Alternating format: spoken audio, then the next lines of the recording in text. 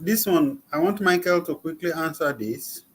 Now, how are people responding to some of these changes? If you have noticed some of these specific changes that has been mentioned or that you know personally, how do you see people responding to them, especially in your sojourn in Nigeria?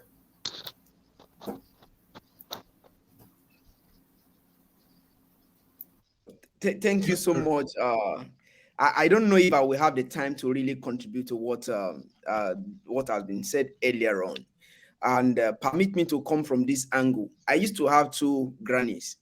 My late great grandmother died at the age of 129 years, and our younger brother died at the age of 117 years.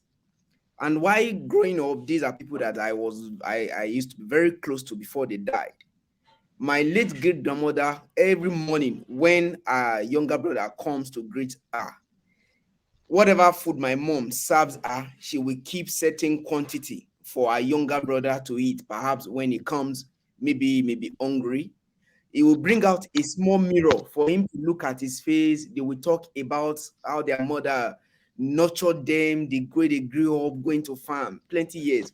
So all those tales really meant a lot to me. But recently, I was discussing with a friend about this particular matter and how family disintegration is getting wider by day.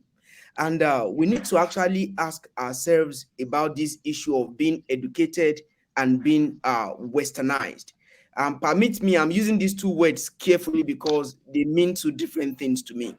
Yes, education is good. It has opened our eyes to a whole lot of things, but we have over westernized our brain, our mind, to the point that we have jettisoned those things that really contributed to communal living in the past.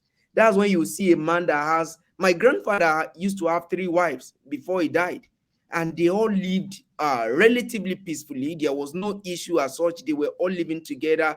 The first wife will serve him the food the first day, the following day, and all of those things. So my issue with, we have jettisoned those key values that has really helped in harmonizing us as Africans in the past. Then number two is the issue of class struggle. I want to be better than you. In an attempt to say I want to be better than you, to hell with whoever does not want to align with your own philosophy. And this, as it's to me, is part of the westernization of our brain that I have earlier said. And one thing is also very important is intentional submissiveness to authority. Back in the days, just like Village Boy said, as a young person, they dare not bomb me well, permit my language, to actually pass a street. I see elders seated and I refuse to greet them. They will call Mhm. you and say, Toba Dele, tell your father that I beat you because you refuse to greet me.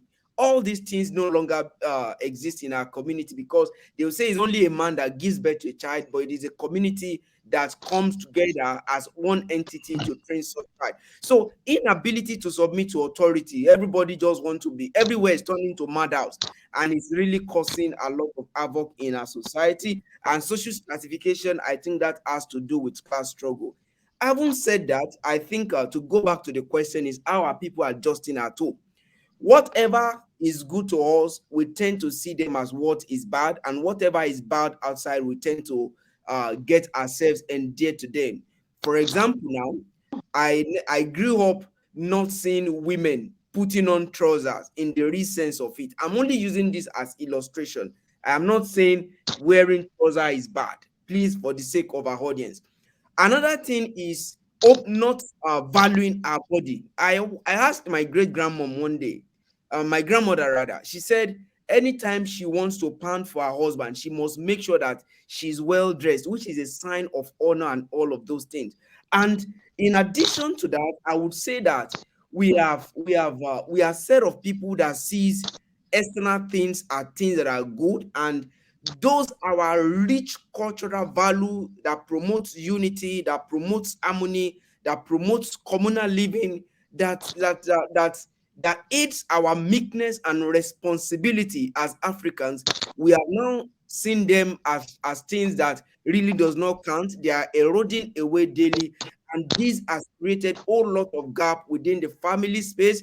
Yes, many of us are educated in the true sense of it, but the education we have acquired or we are acquiring daily creates gap between us and other family members. And lastly, I would say that the economic survival, yes, because if you must work to make ends meet, you want to meet as a man, you want to be responsible at home, you have to work around the clock, almost around the clock, to make sure your family, they are well catered, I mean, taken care of. So the time is really not there.